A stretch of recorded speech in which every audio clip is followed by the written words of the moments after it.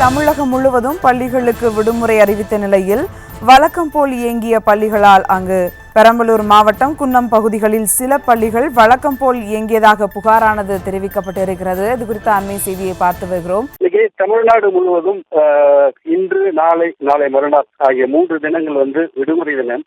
இதனையொட்டி பள்ளிக்கல்வித்துறை சார்பில் தனியார் மற்றும் அரசு பள்ளிகளுக்கு விடுமுறை அளிக்கப்பட்டு சுற்றறிக்கை விடப்பட்டுள்ளது.